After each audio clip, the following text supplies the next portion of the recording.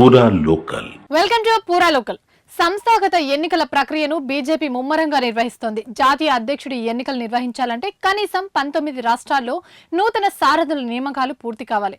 ఇప్పటి వరకు 16 రాష్ట్రాలకు పార్టీ అధ్యక్షులను ఖరారు చేశారు. మధ్యప్రదేశ్ వంటి పెద్ద రాష్ట్రాలకు మరికొన్ని రోజుల్లో కొత్త నేతలను నియమించనున్నారు. ఆ తర్వాత పార్టీ నిబంధనల ప్రకారం జాతీయ అధ్యక్షుడి ఎన్నిక జరగనుంది. ఈసారి బీజేపీ జాతీయ అధ్యక్ష పదవిని మహిళలకు ఇచ్చే అవకాశం ఉందంటూ ఊహాగానాలు వెలువడుతున్నాయి.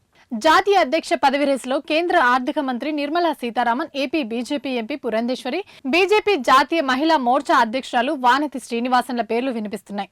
పార్టీలో మహిళలకు పెద్దపీట వేయాలనే ఉద్దేశంతో మొట్టమొదట మహిళా నాయకురాల్ని ఎన్నుకునేందుకు అధిష్టానం చర్యలు తీసుకుంటున్నట్లు సంబంధిత వర్గాలు వెల్లడిస్తున్నాయి.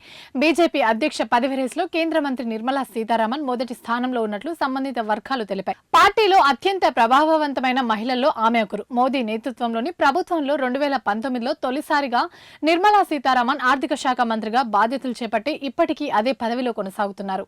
రాజమండ్రి ఎంపీ దగ్గుపాటి పురంధేశ్వరి కూడా బీజేపీ జాతీయ అధ్యక్ష పదవి రేసులో ఉన్నారు.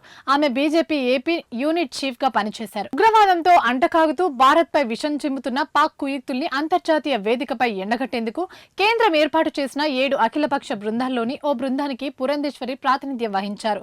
France, UK, Italy, Denmark, Germany దేశాల్లో పర్యటించి ఉగ్రవాదంపై భారత వైఖరిని ప్రపంచ దేశాలకు స్పష్టం చేశారు.